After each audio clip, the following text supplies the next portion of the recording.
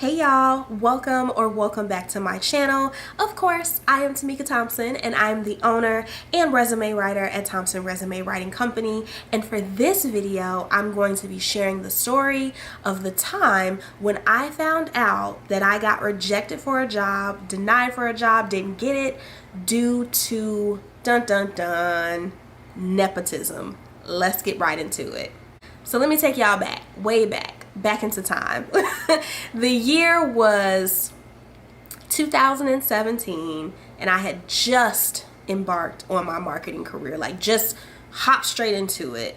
I was at a job before, but it was kind of like a dead-end job. There wasn't a career in it. I got bored and I had at that point decided to embark on a career in marketing. I felt like I was ready. I really wanted to do it. I had a little bit of marketing experience under my belt, but not much, so I was still considered entry level. And I was job searching at the time because I had gotten laid off from a previous position. And I come across this job posting and it seems perfect for me. It was a content specialist role and the company was not too far from my house. It was about a 25 minute drive. So I was like, oh, this is perfect. So I applied to the job with my top-notch A1 resume, landed an interview right away. Like, I think I applied to the job Tuesday morning. By Wednesday morning, I had the recruiter in my inbox saying that they really wanted to interview me, that I was a great candidate, that they loved my resume, and they wanted to start the interviewing process. And I was so excited. So the first interview was kind of like, you know, your typical HR screening, just a screening call. Passed through that. 2 days later, I was selected for the first round of, or the first in-person interview. So went into the in-person interview, had my outfit, you know, all together, because that used to be one of my things. Like, I would buy myself a brand new outfit every time I would land an interview, just as like a confidence perk sort of thing. Aced the first in-person interview, went on to subsequently have 3 more in-person interviews after that. And before I continue the story, can I just say that that was a major red flag? 5-part interviewing processes, like death to them. The Tamika now would have never like kept interviewing for a job. Now I'm all down for 3-part interviewing processes. I'll even do 4. But at this, like 5-part, 6-part interviewing processes, like, no, we're not doing that in 2023. But continuing with the story. On the 3rd or the 4th round interview, in-person interview at that. So I had been driving back and forth to the location like a gazillion times. And at this point, I was maybe, it was a little bit over a month from my very first initial screening and when I applied. So at this point I was already a little irritated because I felt like I had it in the bag and I was getting such great feedback and you guys keep bringing me back, right? So I'm like, I was really confident, not cocky, but confident. I'm like, okay, I got this in the bag. I just know I'm going to get a job offer. I finish the final round of the interview and I remember it was like a 2-week period before I heard anything. The first week I was just nervous. I was like, oh my gosh, it must be a really competitive position and, you know, they must have so many other great candidates. By the second week, I was actually getting really irritated because I'm like, you guys have, you know, I don't want to say wasted 40+ days of my time, but kind of sort of. And at this point it's like, okay, well, do I have the job or do I not have the job? The 3rd week, or midway into the 3rd week, so maybe like 2.5 weeks, I email the recruiter and I'm like, hey, so-and-so, just, you know, circling back on the content marketing specialist position. I'm still really interested. I've really enjoyed meeting with the team, learning more about the position. I'm eager to, you know, come in and do A, B, C, D, E, F, G, you know, start the blog, get the online brand started, like all of that good stuff. And I didn't hear back for another week. And at that point, I really should have been like, you know what, forget it. I should have sent an email stating how disappointed I was that, you know, that my time had been wasted and all of a sudden there's no communication. So finally, towards the tail end of the third week, so like I think it was like a Thursday, so almost 3 weeks, 3 weeks solid, I get an auto email back saying that they have decided to go with someone who was more qualified. And I'm thinking to myself, who was more qualified than me? Like, I'm such a cocky person, and I knew that I was still entry level, but the position that I was going for, I had the experience for. Everything within the job description I had a degree in journalism or writing or English, which is what they wanted. I had at least 1.5 years of experience. I had a portfolio of samples. I had been getting all of this great feedback from all of the rounds of interviews that I had already been on. So I'm thinking to myself, if I was not qualified, and if that was the true reason, someone would have said something, or I would have gotten rejected sooner. So I got pissed. I'm like, I want to know the real reason. So I reached out to the recruiter directly, and I said, hey, I've received your email, and I see that it says that I didn't get the job, that you've chosen someone more qualified.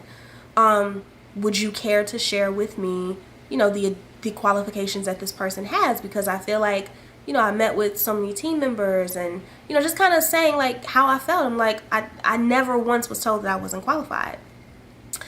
And, she kind of just gave me a vague answer. I feel like she kind of brushed me off in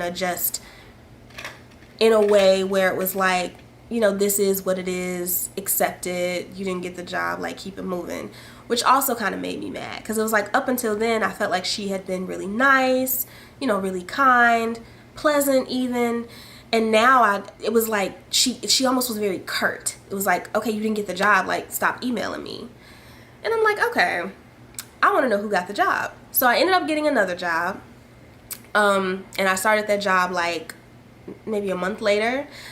Also, this is also why it's important to do not stop your job search when you're job searching for a job. I don't care how confident you get after an interview, you think you got a job in the bag.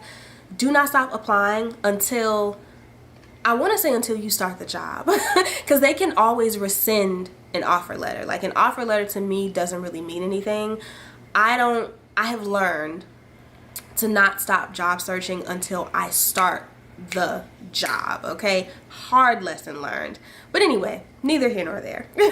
So after I started my job, I waited like 30 days. So it had been like maybe a month and a half, 2 months after everything had happened. So what did I do? I went on LinkedIn and I used all of the filters. Like, I went to the company name and I typed in, content marketing specialist 2 or whatever, the job title was, because I wanted to see who got the job. Because with LinkedIn, you can search through all the job titles and find out who does what, who has what position, etc. And I saw the girl who got the job.